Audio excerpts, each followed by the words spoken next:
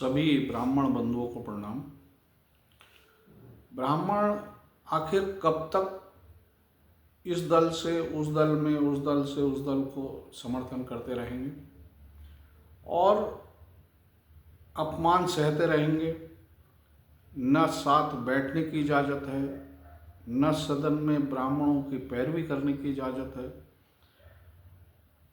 न ही ब्राह्मण हितों की पैरवी कर सकते हैं, न सदन में ब्राह्मण हितैषी नीतियां बनवा सकते हैं। फिर आप राजनीति निजी स्वार्थ के लिए कर रहे हैं या फिर ब्राह्मण वोटों को के बल पर आप मान्य बनकर अपनी राजनीतिक पार्टी के राजनेता को मजबूत करने के लिए कर रहे हैं। ये बात ब्राह्मण नेताओं को समझनी होगी। जब तक ब्राह्मण नेता ब्राह्मण राजनीतिक विंग नहीं बनाएंगे तब तक स्थिति जस की तस बनी रहेगी, बोलने की इजाज़त नहीं मिलेगी। ये बात कि सदन में ब्राह्मणों को बोलने की इजाज़त नहीं है, सदन में कोई ऐसा कानून, ऐसा नियम नहीं है। अगर होता तो भाई राजू तिवारी जी, माननीय विधायक राजू तिवारी जी को भी रोका जाता। बिहार विधानसभा में उन्होंने गर्व के साथ कहा कि मैं ब्राह्मण बिरादरी से आता हूँ। जो भी ब्राह्मण संगठन हैं वो भी इस बात को ध्यान से सुने कि आप ब्राह्मण नेता के इर्द गिर्द घूमकर जो फोटो शूट करते हैं और ब्राह्मणों को दिखाते हैं कि आप मान्य बड़े जो मंत्री हैं या जो नेता हैं उनके से आपकी करीबी रिश्ते हैं, इससे ब्राह्मणों का कोई लाभ नहीं है। ब्राह्मणों का राजनीतिक, आर्थिक, सामाजिक स्तर जो दिन प्रतिदिन गिरता जा रहा है और ब्राह्मण सभाओं और संगठनों के नेता वो इस पर कोई चिंता व्यक्त नहीं कर रहे, इस पर कोई चिंतन नहीं कर रहे, तब आपका उद्देश्य ब्राह्मणों को ही नहीं समझ आ रहा कि आप करना क्या चाहते हैं। ब्राह्मणों का उत्थान ब्राह्मण हितैषी विचारधारा से होगा। आप समाजवादी विचारधारा को अपनाएं, बहुजन सर्वजन हिताय वाली विचारधारा को अपनाएं, या हिंदुत्व की विचारधारा को अपनाएं या सनातन की विचारधारा को अपनाएं, लेकिन जब तक आपके खुद की विचारधारा ये नहीं होगी कि आपको ब्राह्मणों का उत्थान करना है, आप ब्राह्मण वोट लेकर ब्राह्मणों को कब तक गुमराह करते रहेंगे। ब्राह्मणों का वोट आप ब्राह्मण बाहुल्य सीटों से जीत रहे हैं, ब्राह्मणों का वोट ले रहे हैं, लेकिन आप ब्राह्मणों की पैरवी सदन में नहीं कर रहे। ब्राह्मण हितैषी नीतियां बनवाने में आप असफल हो, ब्राह्मणों को राजनीतिक संरक्षण दिलाने में असफल हो, फिर आप किस बूते पर ये कह सकते हो कि आपको फिर ब्राह्मण वोट दे। और कुछ ब्राह्मण संगठनों के मुखिया ये कह रहे हैं कि ब्राह्मणों के पास विकल्प नहीं, ब्राह्मणों के पास संकल्प है।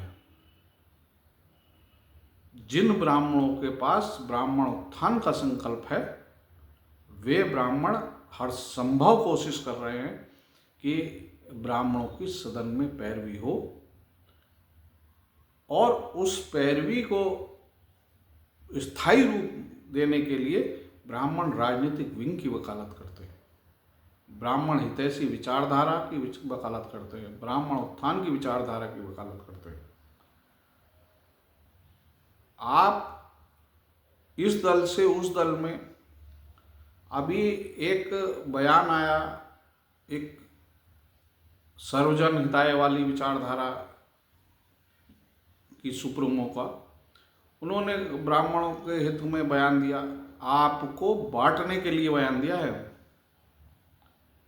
आप 81-82% इधर उधर होते हैं, वो चाहती हैं कि जो ब्राह्मण पूरा किसी भी दल की तरफ ना जाए, वो कुछ बढ़ जाए तो उन्हें जो आसानी हो जाएगी। उन्होंने ही ब्राह्मणों को निष्कासित और अपमानित कर पार्टी से निकाला था, और स्थिति इतनी बदतर आ गई कि अभी कुछ दिनों बाद तो उनका राज्यसभा से भी सफाया हो जाएगा, लोकसभा से सफाया हो गया, और विधानसभा में मात्र एक विधायक है।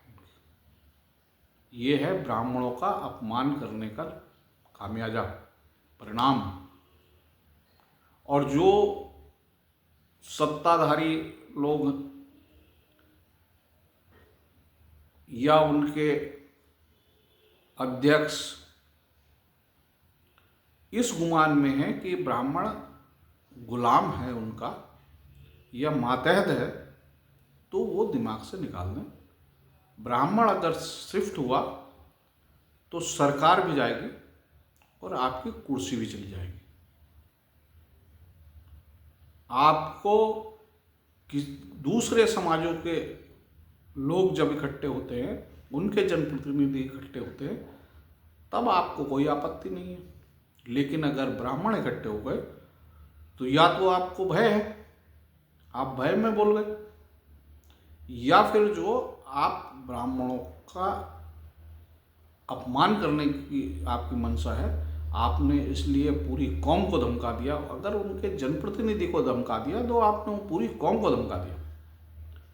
और ब्राह्मण सम्मान के लिए कहीं भी रहता है, अगर सम्मान नहीं है तो फिर दूसरी जगह चला जाएगा।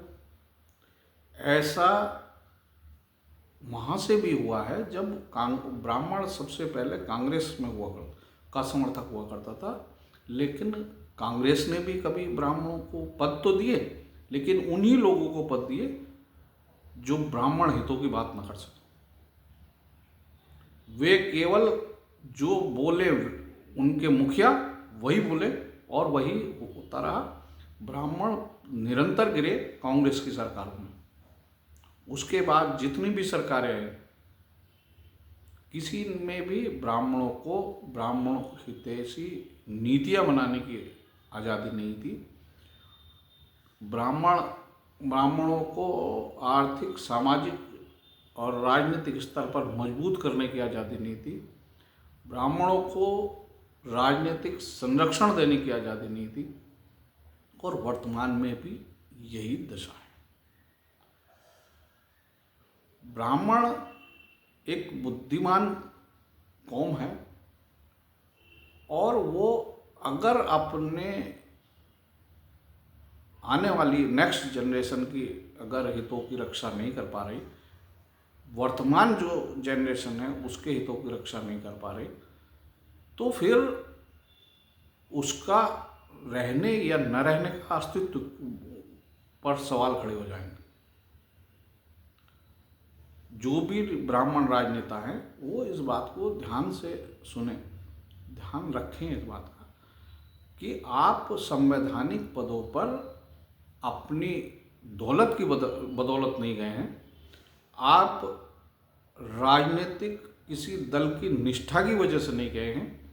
निष्ठा से टिकट मिल सकता है, पैसे के बल पर टिकट आप ले सकते हैं, तिकड़म के बल पर टिकट आप पा सकते हैं, लेकिन ब्राह्मणों का वोट ब्राह्मण चेहरे की वजह से मिला, आपके ब्राह्मण जाति की वजह से मिला, और ब्राह्मणों ने अपने समाज के लोग को अपना भाई समझा, अपने परिवार का सदस्य समझा, तब आपको वोट दिया।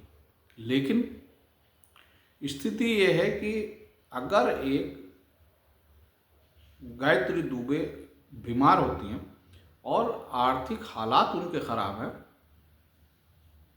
स्वास्थ्य मंत्री ब्राह्मण समाज से आते हैं, वो जो इलाज नहीं दूसरा व्यक्ति कराएगा, दूसरे समाज के व्यक्ति जो दूसरे लोग कराएंगे, फिर आपका क्या फ़ायदा? आपके इस पार्टी में होने का क्या फ़ायदा जब दूसरी पार्टी का आदमी कराएगा इलाज? उधर जो पहले एक घटना हुई थी उस पर भी हमने चिंता व्यक्त की थी। भैरवनाथ मिश्रा जी का बेटा बेड नहीं मिल पाया, पूर्व सांसद के बेटे को बेड नहीं मिल पाया, जबकि स्वास्थ्य मंत्री ब्राह्मण। सवाल आप पर यह नहीं है कि आप काम नहीं कर रहे या आप नहीं कर रहे, लेकिन ये घटनाएं क्यों हो रही हैं?